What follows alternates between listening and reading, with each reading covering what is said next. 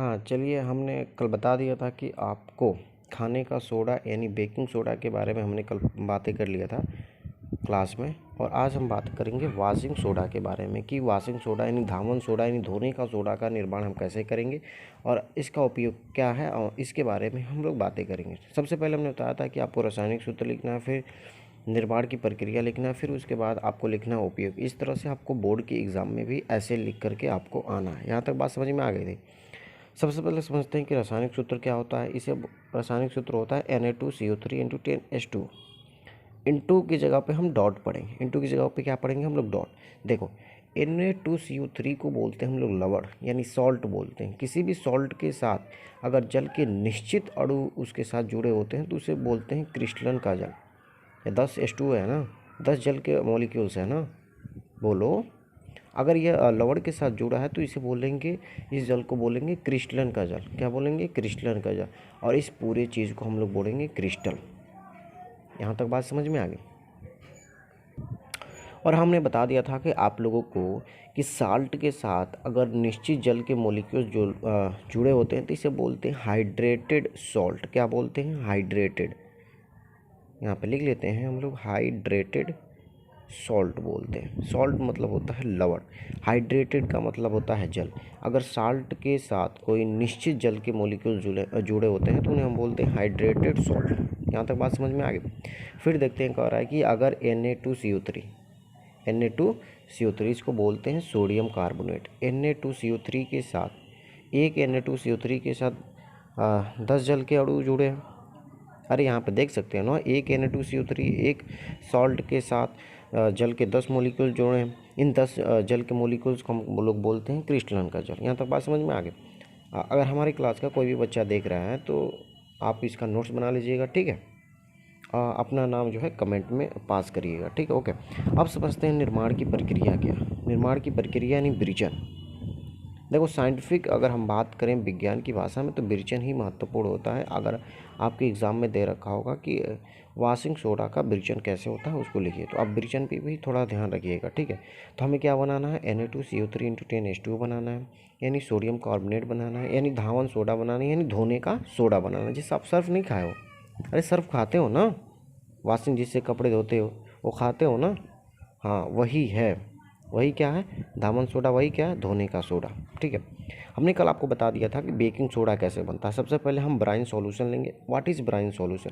Brine solution होता है sodium chloride का जली विलयन। क्या होता है? एक्वस सॉल्यूशन होता है सोडियम क्लोराइड का जली विलयन होता है। जली विलयन करने का मतलब क्या होता है कि जब सोडियम क्लोराइड को जल के साथ क्रिया कराते हैं तो हमें सोडियम क्लोराइड का जली विलयन मिलता है और इसे बोलते हैं ब्राइन सॉल्यूशन। हमने बेकिंग सोडा का निर्माण को बता दिया था कि जब अमोनिकल ब्राइन विलयन, ये हो गया अमोनिकल, ये हो गया दोनों ब्राइन विलयन।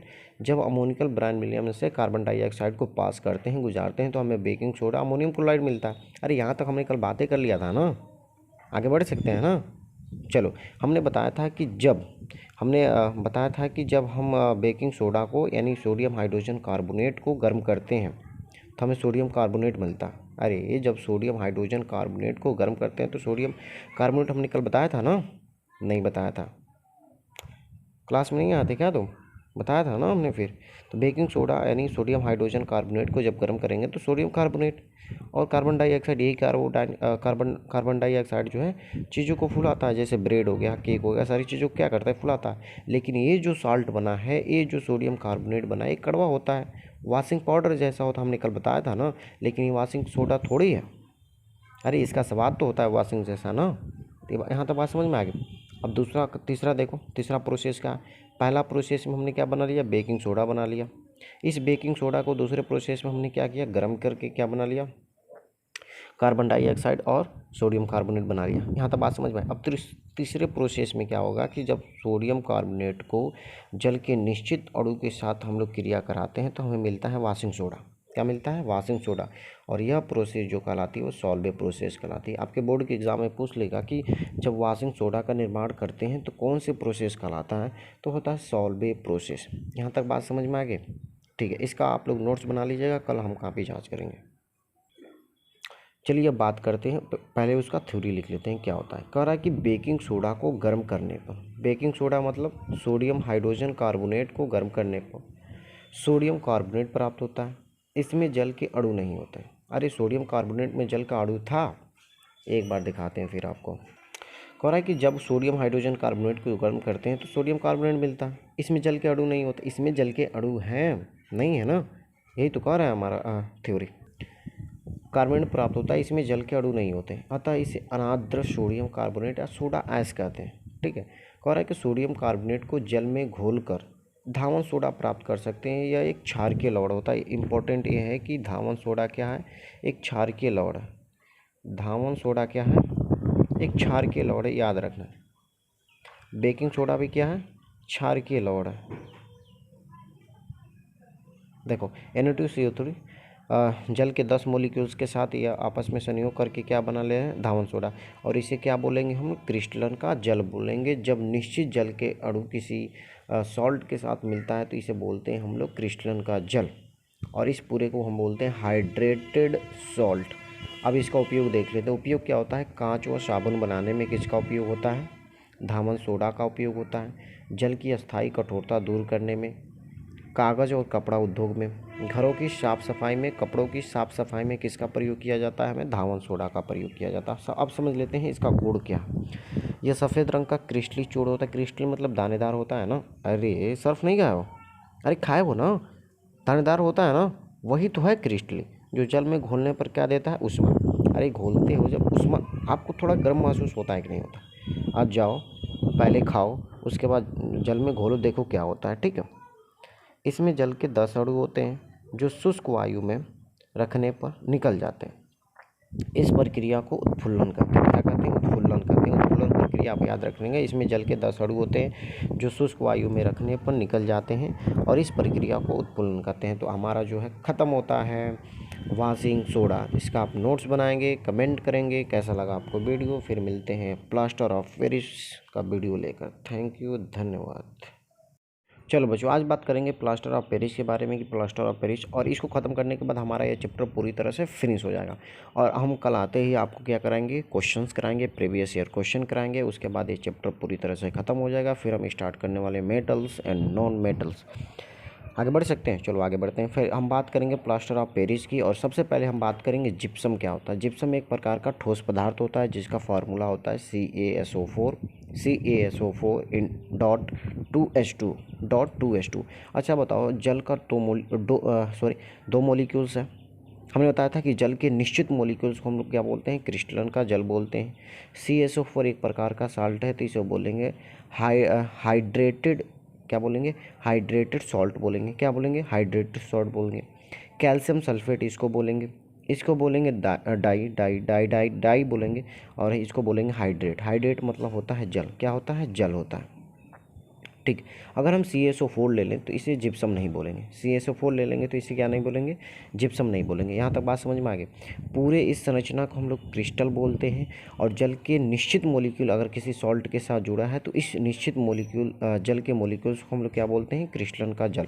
जिप्सम एक ठोस पदार्थ होता है। प्लास्टर ऑफ पेरिस की बात करते हैं। जैसे आपकी हड्डी कभी टूटी होगी, अरे आप कभी खेलते वगैरह, किसी से मिलने वगैरह गए होंगे तो आपकी हड्डी टूटी होगी ना, दीवार टपते वक्त या किसी भी कार्य को करते वक्त आपकी हड्डी टूटी होगी ना। आप हड्डी एक्सरे कराते हो, एक्सरे कराने के बाद आपको प्लास्टर होती है, यही तो होती है plaster of Paris. Powder form में होती है, जल के साथ घुली जाती है। जब आपके बाहों पर लपेटी जाती है तो टाइट होने लगती है और आपकी हड्डी को जोड़ देती है। ये नहीं जोड़ती है, बस उस हड्डी को, टूटे हुए हड्डी को, मान लीजिए ये हड्डी है, ठीक है, बीच में से क्रैक हो गया तो प्लास्टर ऑफ पेरिस लगा करके यहाँ पे हड्डी को पास मिला दिया जाता है। और हड्डी पास में आने के बाद यहाँ के सेल डिवाइड करके आपस में जो है बॉन्ड बना लेते हैं। ये बात समझ में आ गई। तो प्लास्टर ऑफ पेरिस की बात करेंगे, जिप्सम की बात करेंगे। ठोस पदार्थ होता है। जिप्सम का फार्मूला आप लोग लिख लीजिएगा कॉपी में। CaSO4 × 2H2 होता है। 2H2 को हम लोग बोलते हैं क्रिस्टलन का जल, और इस पूरे चीज़ को हम लोग बोलते हैं क्रिस्टल। और इसका अगर हम नॉर्मल भाषा में लिखें तो कैल्शियम सल्फेट डाइहाइड्रेट, दो है ना, दो को हम लोग डाई, H2O को हम लोग हाइड्रेट बोलते हैं। केवल अब CaSO4 एंड कैल्शियम सल्फेट को हम जिप्सम नहीं बोलेंगे। कह रहा है कि जब कैल्शियम सल्फेट डाइहाइड्रेट को 373 केल्विन यानी 100 डिग्री सेल्सियस ताप पर अगर गर्म करते हैं तो हमें क्या मिलता है, POP यानी प्लास्टर ऑफ पेरिस मिलता है। प्लास्टर ऑफ पेरिस क्या मिलता है, प्लास्टर ऑफ पेरिस। देखो यहाँ से जब हम कैल्शियम सल्फेट डाइहाइड्रेट को 373 केल्विन ताप पे यानी 100 डिग्री सेल्सियस पर हम गर्म करते हैं तो CaSO4 इंटू हाफ जल, 2 जल है ना, 2 जल में से आधा निकाल दोगे तो कितना बचेगा, 2.5, 2.5 को हम 3/2 लिख सकते हैं ना। अरे ये 3/2 लिख सकते हैं नहीं, इसका भाग करोगे तो कितना आएगा, सॉरी 1.5 बचेगा ना, सॉरी 1.5 बचेगा ना। 3/2 लिख सकते हैं ना, 3/2 में अगर हम आधा जोड़ते हैं तो कितना बन जाएगा, 2 आ जाएगा ना। तो यहाँ पे देखो कैल्शियम सल्फेट का आधा जल प्लस 1.5 जल बाहर निकल जाता है, तो यह जो हमें प्राप्त हुआ है इसे बोलते हैं POP यानी प्लास्टर ऑफ पेरिस। इसे आप लोग कॉपी में लिख लीजिएगा। तो इसका पूरा नाम क्या बोलेंगे, कैल्शियम सल्फेट अर्ध हाइड्रेट। अर्ध को हम लोग बोलते हैं हेमे, क्या बोलते हैं, हेमे।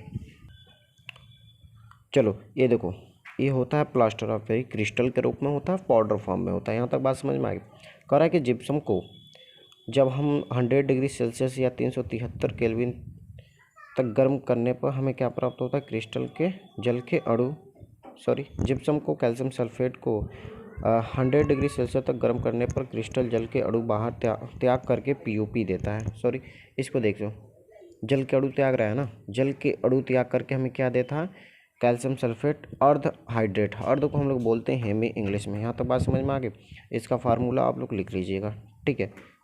देखो अगर मैं इसका उल्टा करूँ, जैसे कैल्शियम सल्फेट आधा H2O प्लस 1.5 H2O मिल करके किसका निर्माण करेंगे, जिप्सम का निर्माण करेंगे। जिप्सम एक प्रकार का कठोर होता है। अगर हम बात करें 373 केल्विन से ज़्यादा ताप पर अगर हम गर्म करते हैं तो पूरा का पूरा जल त्याग देता है। और मैंने आपको बताया कि जो CaSO4 होता है वह जिप्सम नहीं होता। कह रहा है कि CaSO4 इंटू 2H2 जिप्सम का फार्मूला होता है।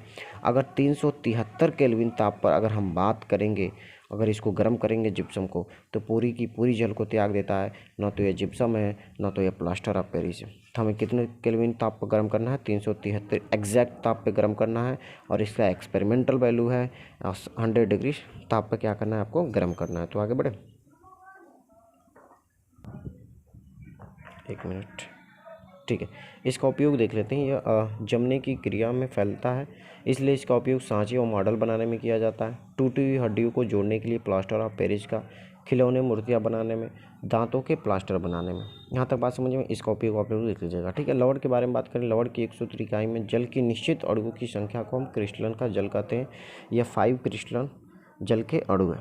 कह रहा है कि प्लास्टर ऑफ पेरिस को सर्वप्रथम जिप्सम को गर्म करके बनाया गया था, ठीक है। इसलिए जो निर्माण की प्रक्रिया जो आपके NCERT में दे रखा है वह जिप्सम से किसका निर्माण दे रखा है, जिप्सम से POP यानी प्लास्टर ऑफ पेरिस। तो जिप्सम का सूत्र होता है CaSO4 इंटू 2H2O। याद रखिएगा, प्लास्टर ऑफ पेरिस का सूत्र होता है हमारा CaSO4 half H2O plus 3/2 H2O बाहर निकल गया, ठीक है। यहाँ तक बात समझ में। द एंड करते हैं और मिलते हैं आपको नेक्स्ट क्लास में, सॉरी, ठीक है। Thank you.